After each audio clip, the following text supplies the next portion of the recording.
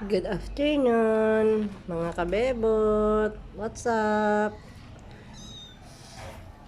Dito po ako sa aking mga alaga, kay Putol at kay Sunggabi. Ayan na po sila. Malalaki na po sila. Ayan. Ito na po sila. Makukulit na po sila. Ayan. Ayan po si Sunggabi. Ayan. Ito po yung kanilang mga kainan. Ayan. Ubus na ubus yung pagkain ni Sunggabi. Ayan po. Ay! Sunggabi, energetic. Yan. Oh, si Sunggabi, oh. Hello, Sunggabi. Ganyan po siya pag bagong ligo. Energetic. Sinsa na po, mga kabebot. Masama po ang aking pakiramdam. Kaya ngayon lang po ako nakapag-upload. Ayan. Putol. Dali, Putol. Dali. Okay. Payat-payat Putol. Nagdinididihan. Ayan. Kat masama ang pakiramdam ng iyong lola, nilinisan ko muna ang kanilang tirahan. Ayan. Pinagmap ko pa ho yan. Ayan.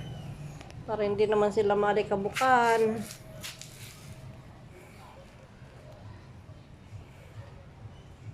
Ito pong aming rooftop ay andito po lahat ng mga abubot. Parang hardware na po ito. Yung aking mga gamit sa pagkakantin, ayan. Doon po sa loob, marami pa ho yan. Ayan o, mga tira namin sa construction. Andito po lahat. Ang aming mga lagayan ng parang ginawa namin itong budiga.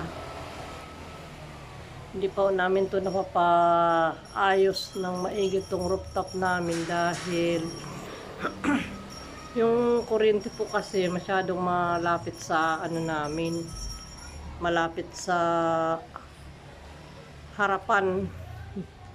Kailangan po ay ito po malaking gagastusin pa po ng yan po yung wire na yan kita niyo po ba yan? Yung wire na yan yung haba na yan wire na yan saka ito pa po nasa ano talaga namin nakadikit sa may bubong namin mga kabebot kaya po yun naantay pa namin makadikom ng medyo malaking pera para ito ay mapaayos namin.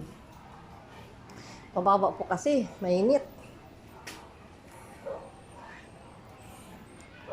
Kaya masarap dito magpahinga, lalo sa gabi. Ang kaso nga, pag sa araw hindi pwede kasi mainit. Maganda lang po pagka malakas ang hangin, ganyan. Pagka mainit naman, mahirap. Madalas dito po kami. Madalas po kami dito nagtatambay. Mga kabebo. Bagong ligo yan eh. Bakit? Inaano mo, binibidyohan mo. Niliguan ko. Galit siya. Tuntua. Oh, wala, pasikat na naman oh. Wala. Pasikat, Sunggabi.